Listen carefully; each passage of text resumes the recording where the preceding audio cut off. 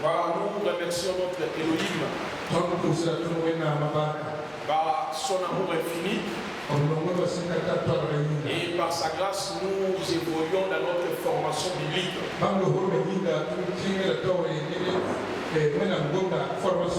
Parce que la formation biblique, elle est très importante. Mais pas seulement pour les pasteurs, mais pour tout enfant de Dieu.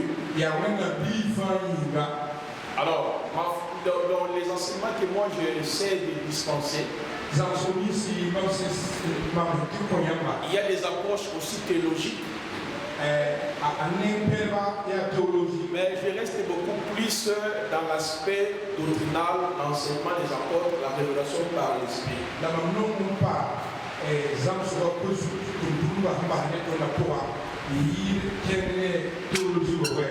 Les avant-midi, nous avons quand même évolué, nous avons expliqué le rôle de chaque grâce ministérielle. Nous avons défini qui est l'apôtre,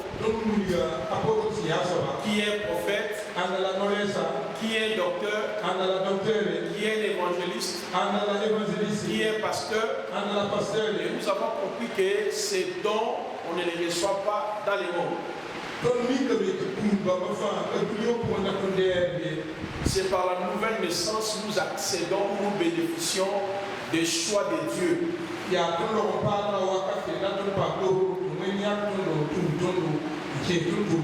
dans la même perspective, nous avons dit, c'est impossible aujourd'hui, tu es pasteur, tu deviens apôtre, tu deviens évangéliste, ça n'a pas de sens.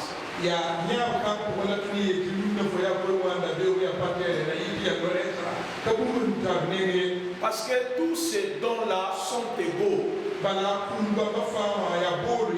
Ce sont les dons hommes, ils sont égaux.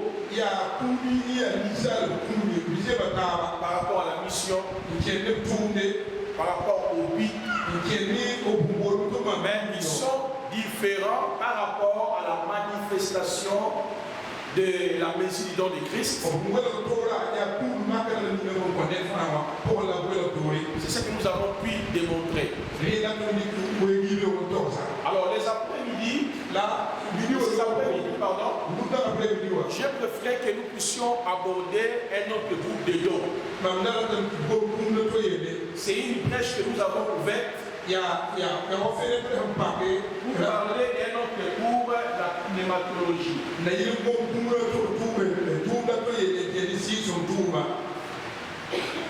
La pneumatologie. La pneumatologie. Lorsqu'on parle de pneuma, c'est un mot grec. Qui signifie esprit, ou bien va, ou principe vital. Le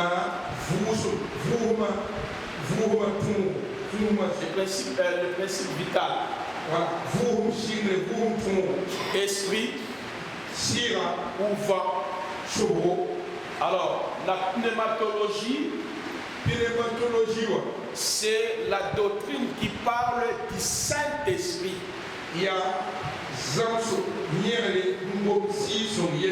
Parce que pour dire Saint-Esprit en grec, on dit Agios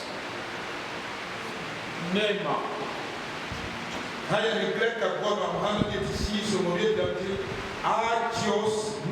Pneuma, ça c'est le Saint-Esprit. Ok, parce que Saint-Esprit, ça c'est Saint, ça c'est Esprit. Alors la pneumatologie, c'est la doctrine qui parle du Saint-Esprit.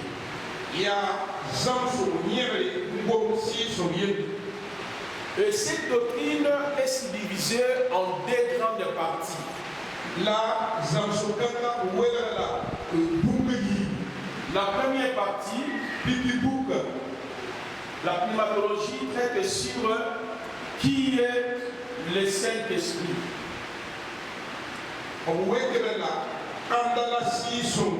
Alors, les gens peut-être qui ont étudié la théologie, c'est par là qu'on parle des œuvres du Saint-Esprit, Actes et Salut, Ancien Testament. Dans la création, comment il a travaillé dans les chefs des prophètes, comment il a marché avec Israël. Ça, c'est l'œuvre du Saint-Esprit dans l'Ancien Testament. On parle aussi des haines de ce Nouveau Testament. Ici, nous avons 39 livres. Nous avons 27 livres. Alors, dans le Nouveau Testament, quand on parle de la pneumatologie dans sa première phrase,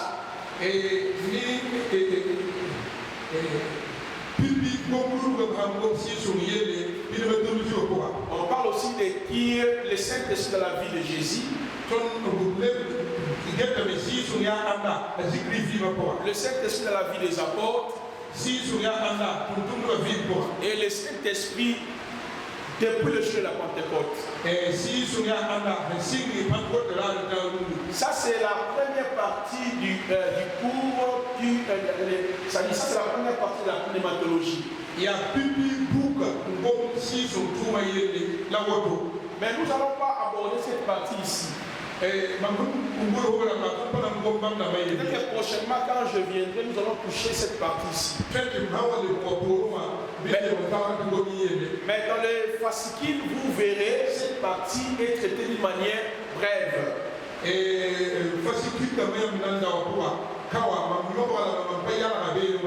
Je parle sur le nom du Saint-Esprit. L'œuvre du Saint-Esprit dans la création. Les attributs du Saint-Esprit. L'œuvre du Saint-Esprit dans l'Ancien Testament. La divinité du Saint-Esprit. Et en même temps, j'explique des guéguerres qui, c'est-à-dire les différences dans les chefs des croyants à ce qui concerne la doctrine de la pneumatologie.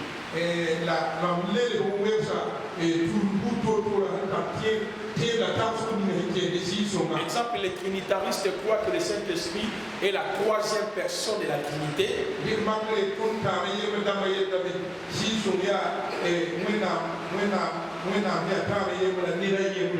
Et les trithéistes aussi croient que le Saint-Esprit est la troisième personne de la Trinité.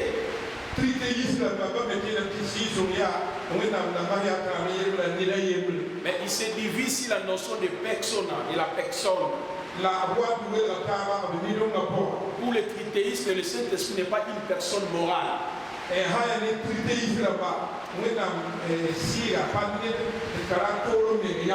Mais pour les trinitaristes, c'est une personne morale.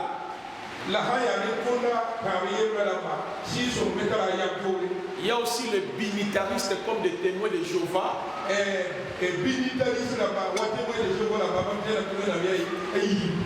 ils croient que le Saint-Esprit, ce n'est ni personne morale, c'est la force agissant pour la puissance de Dieu.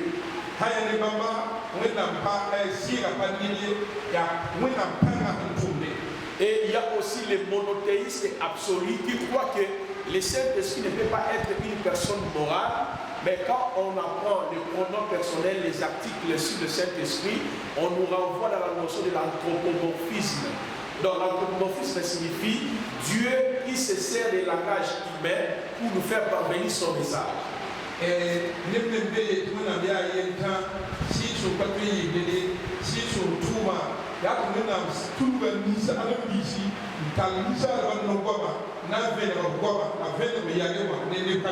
Donc si j'enseigne cette partie, j'allais vous donner les différents courants, comment nous les chrétiens sommes divisés entre nous sur le Saint-Esprit.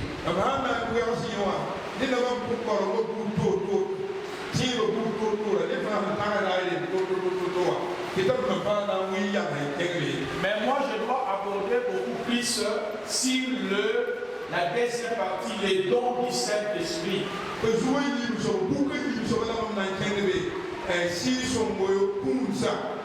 Le don du Saint-Esprit. Ce sont les premiers points que je dois aborder. Et nous allons chuter sur le fruit du Saint-Esprit. Est-ce que c'est clair? Voilà. Alors, sur les dons du Saint-Esprit. Alors, en ce qui concerne les dons du Saint-Esprit, il existe 3 groupes de dons du Saint-Esprit. Le premier groupe, c'est les dons qui sont dans Éphésiens 4, 11 que nous avons étudié avec vous.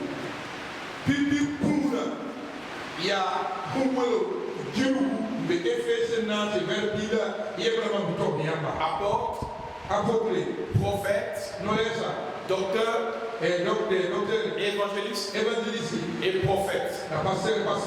Pasteur. C'est-à-dire, ces dons ici, comme nous avons vu, ce sont les dons qu'on reçoit depuis l'éternité. Mais par la nouvelle naissance, ces dons entrent en action. Mais la nouvelle naissance ne nous donne pas les dons d'être pasteur, prophète, docteur, évangéliste, non.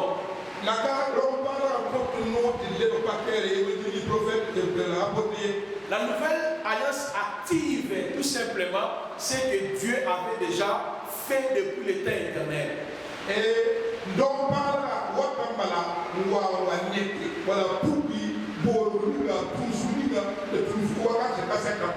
Alors je vous ai dit la particularité de ces dons ici. Dieu les a donnés pour 6 raisons que nous avons vues les matins avec vous ici. Perfectionnement des saints, l'unité de la foi, l'édification, etc. C'est ce que nous avons pu, n'est-ce pas, enseigner les matins. Voilà pourquoi nous appelons ce premier groupe les dons non spectaculaires.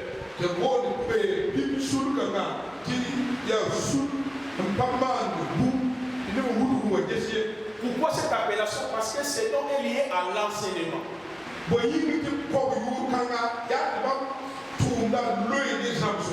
Maintenant, il y a d'autres groupes de dons. C'est les dons spectaculaires.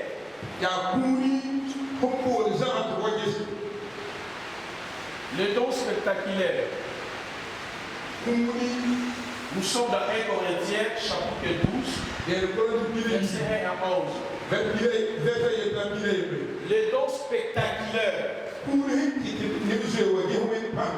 Les dons spectaculaires. Les dons spectaculaires sont au nombre de 9.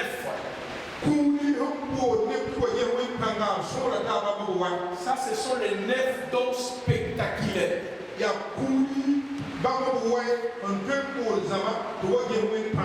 Maintenant, les 9 dons ici, on les reçoit après la conversion. Il y avait une maman qui avait posé la question, je ne sais pas si elle est déjà partie. Elle est là, ok. On va y répondre à votre question. Les dons ici, on ne les reçoit pas. Oh non, moi je suis né avec les dons de la guérison. Non, ça c'est la sorcellerie.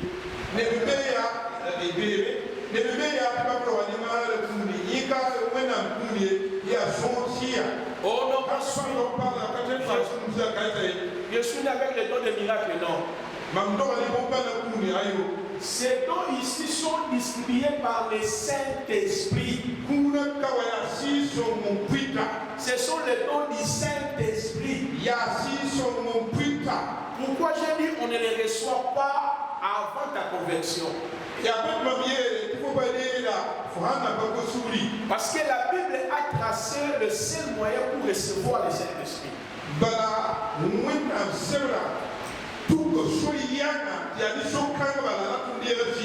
Éphésiens chapitre 1, le verset 13 à 14. Actes chapitre 2, verset 37 à 39. Je paraphrase. Après avoir entendu l'évangile de votre salut, vous avez été scellés du Saint-Esprit.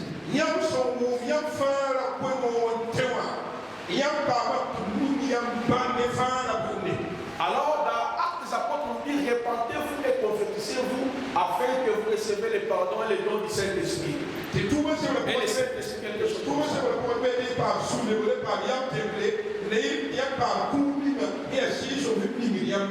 Donc, on peut manifester les dons ici spectaculaires après la conversion.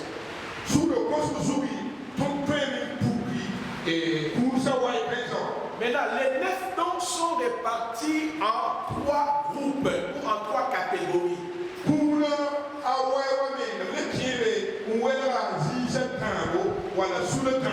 La première catégorie, c'est les dons des révélations. Les dons des révélations. Les dons des révélations. Alors, dans les dons des révélations, nous avons la parole de connaissance.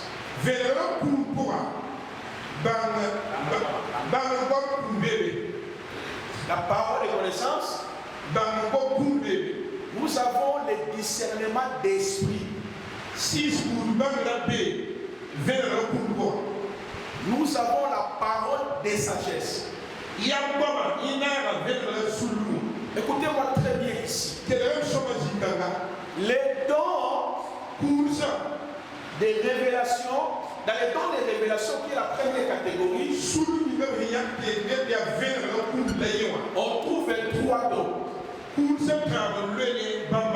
Il y a le discernement d'esprit, la parole de sagesse, la parole de connaissance. Maintenant, lorsque ces dons, il y a les éléments qui accompagnent les dons des révélations.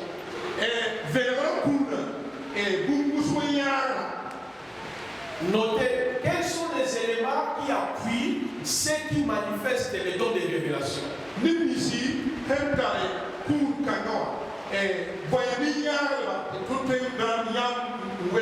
Nous avons la vision. La vision n'est pas un don spirituel. Oh, j'ai le don de la vision. Le don de la vision n'existe pas. La vision, c'est une opération qui accompagne ceux qui manifestent le don de la parole de connaissance, les dons de la parole de sagesse et les dons de discernement d'esprit.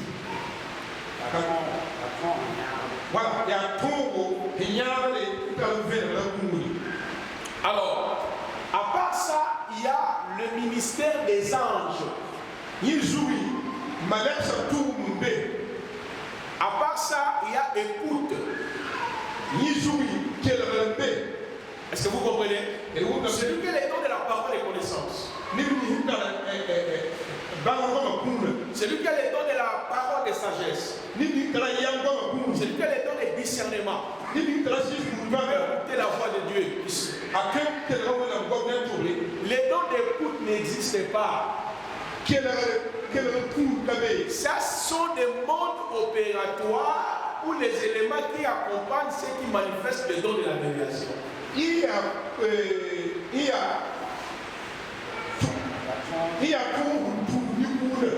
Mais là, ça c'est fort. Hein? Oui. Est-ce que vous comprenez? Il y a la vision, écoutez, il y a aussi être ravi en esprit.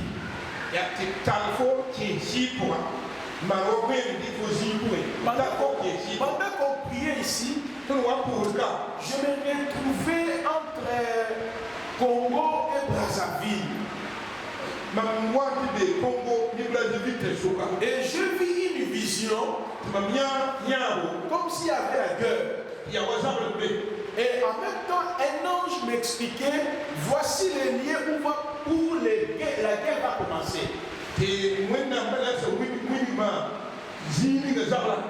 Et j'écoutais maintenant dans cette vision-là. Il faut me dire,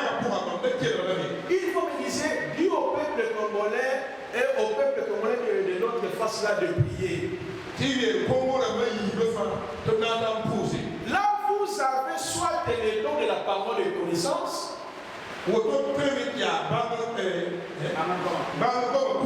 soit les dons de la parole de sagesse, soit les dons de discernement d'esprit.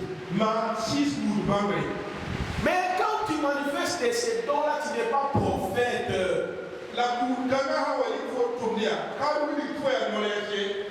Je ne sais pas si je me fais comprendre très bien. Est-ce que je me fais très bien? Je ne suis pas encore entré dans les détails. J'ai introduit d'abord pour que vous ayez d'abord l'idée.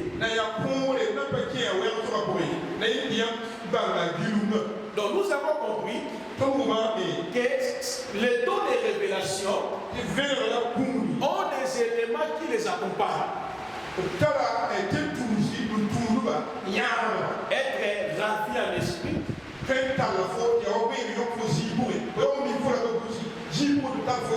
On appelle ça aussi être transporté en esprit. Ou être en extase. Voilà, est-ce que vous comprenez? Ça, c'est le don et la révélation. Maintenant, deuxième catégorie, c'est le don de puissance. Dans les dons de puissance, il y a don de foi, don de guérison, et don de miracles. Est-ce que vous comprenez?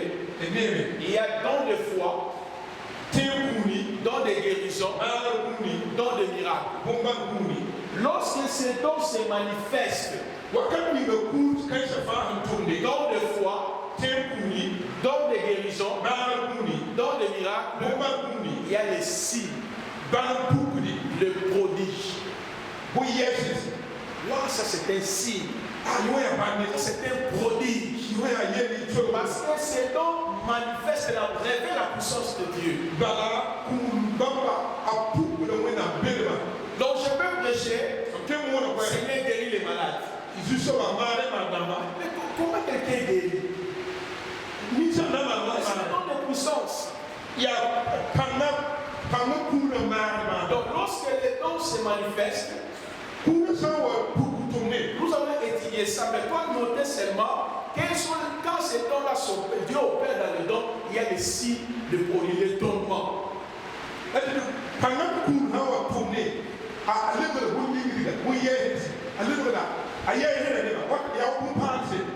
Est-ce que c'est bon? Mais prenons la dernière catégorie. C'est les dons d'inspiration. Il y a inspiration. Les dons d'inspiration. Inspiration. C'est ça. C'est comme si. Voilà. Les dons d'inspiration. Voilà. Dans les dons d'inspiration, nous avons aussi 3 autres dons. Nous avons la diversité des langues. Les dons de la diversité des langues. Est-ce que c'est bon? Deuxièmement, nous avons les dons des interprétations des langues. Les dons de l'interprétation, des langues.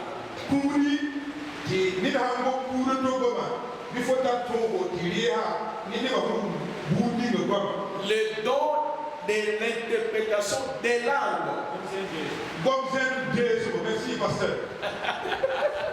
Ici tu échoues. Les dons de l'interprétation des langues. Et enfin, les dons de la prophétie. Est-ce que vous comprenez? Amen. Les dons de la prophétie. Prophétie, mais notez aussi, notez bien. Et vous ne savez pas. Les éléments que j'ai cités qui accompagnent les dons de révélation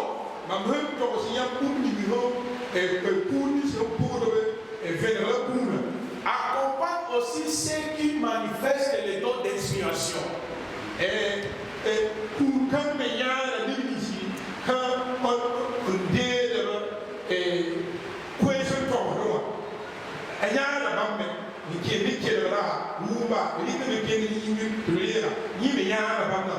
C'est-à-dire la vision, écouter le ministère des anges, être ravi en esprit, ou être transporté en esprit, c'est la même chose, ou être en extase. Donc tous les éléments que j'ai cités qui accompagnent les dons de révélation, que vous avez noté là, accompagne aussi les dons d'inspiration.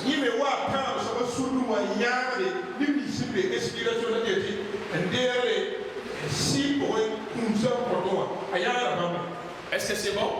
Vous avez bien noté? Je n'ai pas encore commencé à expliquer. Là, je vous donne d'abord le squelette.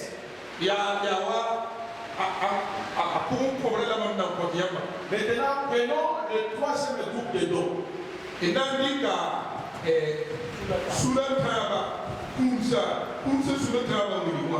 troisième groupe de dons, c'est le don non spectaculaire. Notez encore le don non spectaculaire. Nous sommes dans Romains 12, verset 8. Ici, il y a 4 dons.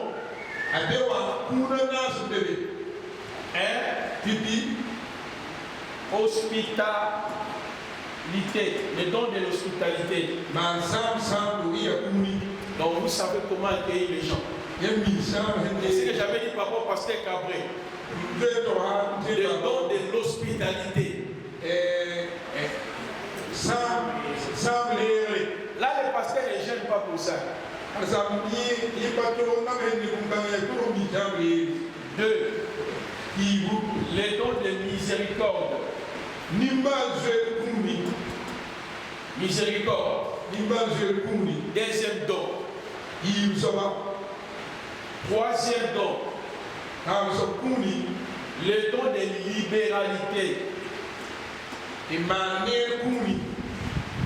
Savoir donner. Parce que les pasteurs ne donnent pas. Nous aimons seulement qu'on nous donne. Un fidèle qui vient te voir est malade, tu dis papa, on va prier, maman, on va prier, Dieu va faire. Non.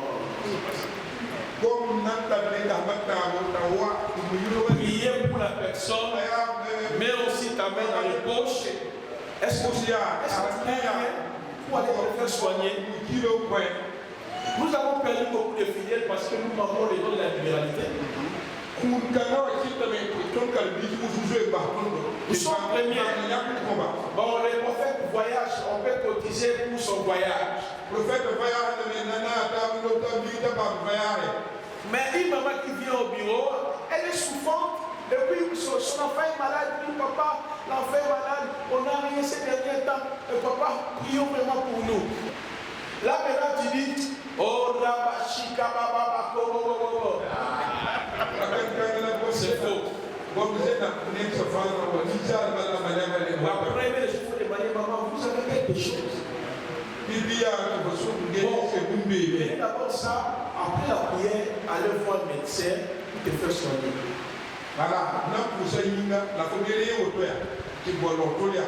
Oh Seigneur, guéris, Seigneur, guéris. Il y a quelque chose que Dieu ne guérit pas, ça demande l'argent. Prions aussi pour que nous ayons ces dons aussi, les pasteurs. Prions pour que nous ayons les dons ici. Moi, quand j'étais en Chine, mes enfants m'ont payé avec $1950. Mam China, Mam Kamba, ni November, ni dollar, tout là, pour les Zaka. Donc, vous savez ce que j'ai laissé à ma femme? $100. Dollars par mois. $100 ici à combien? 60 000. Hein? Oui. Tous les restes là, j'ai mis ça en mission. Et non pas tout ce qui est libre. Moi-même, j'ai acheté mon billet. Et je paye mon hôtel moi-même. Mais cette fois-ci, Pasteur Cabral dit non, l'hospitalité. On va prendre ça nous-mêmes en charge. Mais j'allais aussi prendre en charge mon hôtel moi-même. Vous voyez, tout ce que j'ai gagné là, ma femme a reçu $100. Le reste est là, billets, $1,300. Vous arrivez à l'aéroport, vous payez $200, vous payez l'hôtel. Pourquoi on le fait? C'est pour vous enseigner.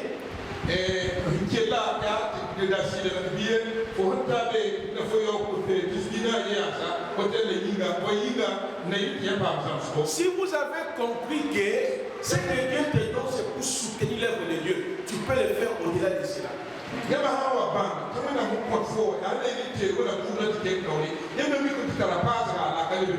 Nous, quand on le fait, on n'attend même pas quelque chose. En titre d'exemple, je prêchais pendant 3 jours la conférence. Est-ce que qui m'a donné l'enveloppe? C'est pour vous enseigner. Quand tu sers le Seigneur, il s'occupera de toi. Les frères qui sont à Abidjan, hier, m'ont appelé encore. Oh non, il faut envoyer l'argent ici, on doit payer la salle. Et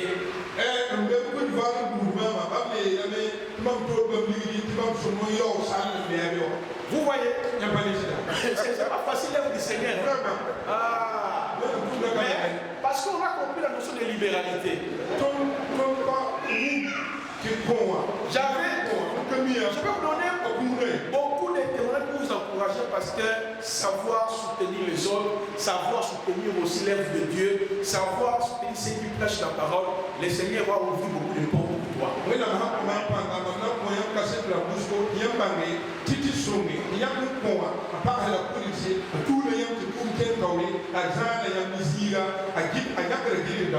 Quatrième maintenant, la gouvernance. La gouvernance. Le don de gouverner. Maintenant, les dons ici, on les confond avec les talents.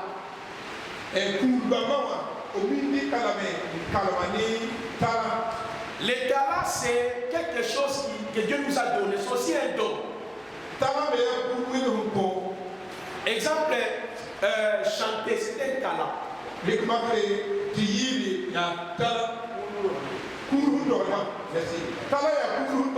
Tu sais bien préparer le foufou. C'est un talent que Dieu vous a donné. Il y a plusieurs dons que Dieu a donnés aux hommes. C'est ce qu'on appelle les talents. Mais ici, nous parlons des dons de l'esprit qu'on reçoit après la conversion.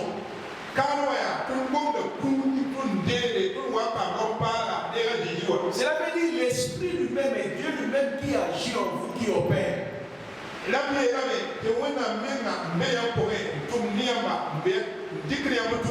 Est-ce que vous comprenez? Voici, donc vous avez compris les 3 groupes de dons. Maintenant, selon la Bible, comment on peut recevoir l'air de dons spectaculaires et non spectaculaires?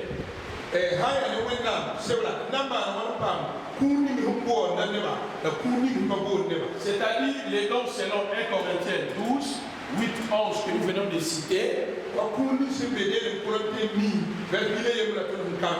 Les dons selon Romains 12, le verset 8 que nous venons de citer. Alors, c'est des groupes de dons qui nous intéressent. Mais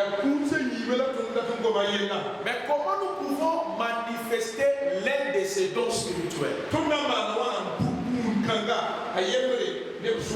La Bible nous donne 3 méthodes pour manifester l'un de ces dons spirituels ici.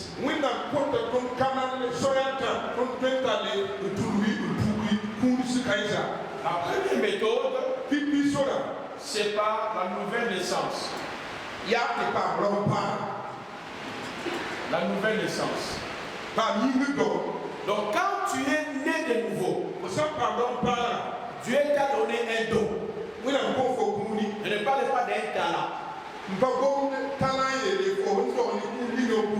Parce que les dons sont des capacités que le Saint-Esprit nous donne afin que nous puissions opérer.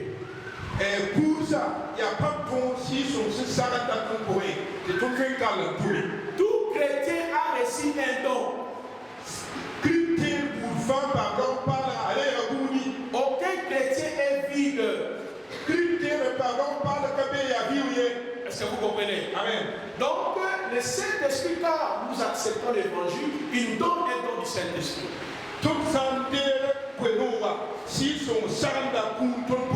C'est ce que la parole dit, diversité de dons. Diversité du ministère. Un seul esprit qui opère tous les dons.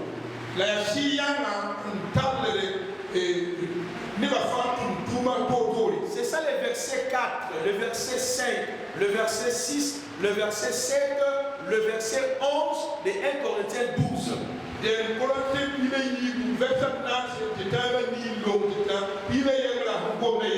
Est-ce que vous comprenez? C'est-à-dire par la nouvelle naissance, le Saint-Esprit donne un des dons spirituels ici.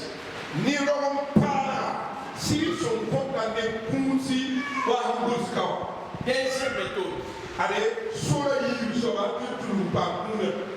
Aspiration. Ou désirer.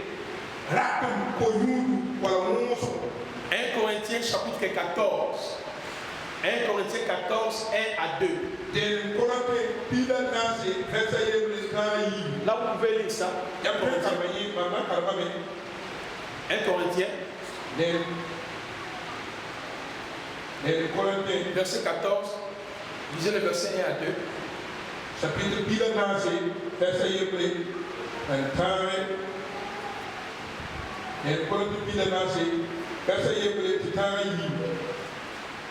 Oui, lisez. Recherchez la charité, aspirez au don spirituel. Je peux aspirer. Aspirer veut dire, Seigneur, donne-moi le don de guérison. Seigneur, donne-moi le don de la parole de connaissance. Seigneur, donne-moi le don de la libéralité. Donc je peux aspirer dans la prière. On peut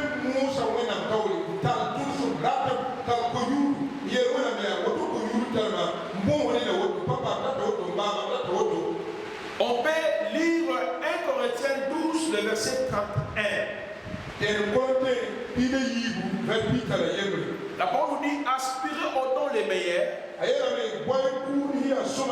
vais encore vous montrer une voie par excellence. Vous pouvez aspirer. Au lieu d'aller chercher les pasteurs gauche à droite, aspirez au don.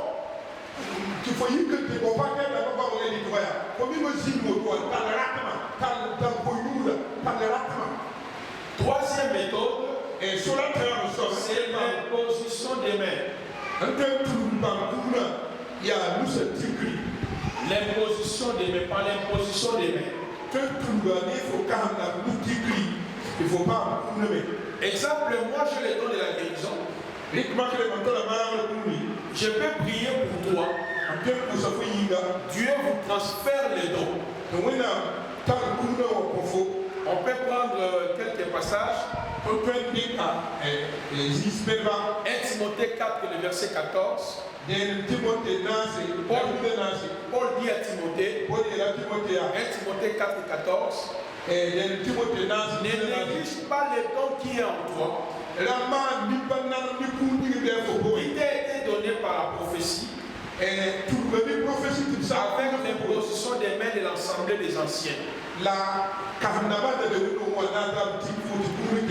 On peut noter 2 Timothée 1, verset 6. Et très calme de Timothée, hier les versets au. C'est pourquoi je t'exhorte La ligne qui convient il faut à ranimer pour le le don de Dieu que tu as reçu par l'imposition des mains. L'imposition des mains ne donne pas le don, mais c'était le canal par lequel Dieu passe pour déverser aussi un don dans la vie de ses enfants. Donc,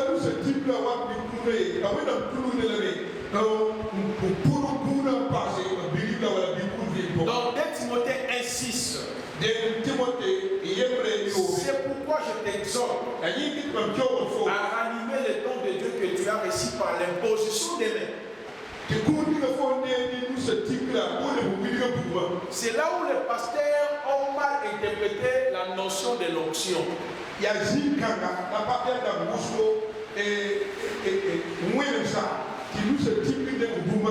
Dans Romains chapitre 1, le verset 11, tu peux lire ça. Romains chapitre 1, le verset 11. Ouais.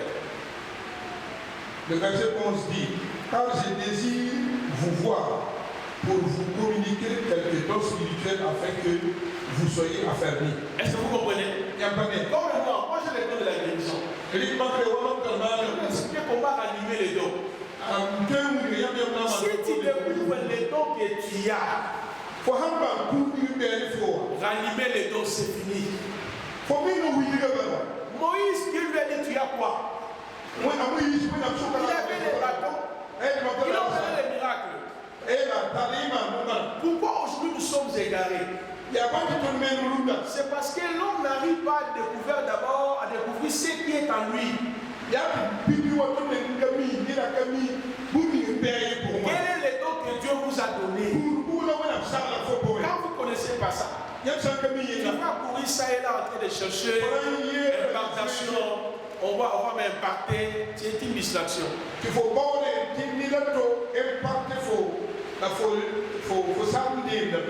Combien de gens on les a imposé la main? Vous avez reçu quoi?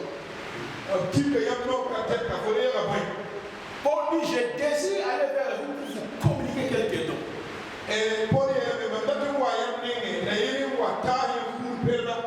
Est-ce que vous avez compris les 3 méthodes bibliques pour recevoir un don spirituel?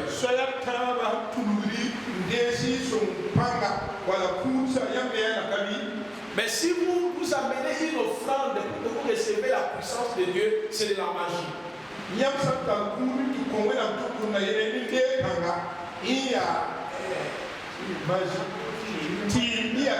C'est de la sorcellerie.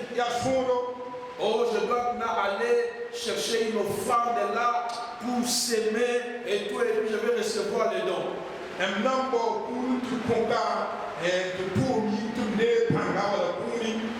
Non, c'est de la magie, frère. À part ces 3 méthodes, il n'y a pas une autre méthode à la Bible pour manifester les dons de guérison, les dons de miracles, les dons de la parole de connaissance. Est-ce que vous comprenez? Donc tous ces dons, nous les manifestons par ces 3 méthodes, c'est fini. Mais pour ceux qui sont appelés à être apôtres, prophètes, docteurs, nous pouvons dire que la dernière méthode, c'est pour eux, c'est l'acceptation de l'évangile. Comme je l'ai dit. Apôtre d'abord, prophète d'abord, docteur d'abord, libre sous le nous,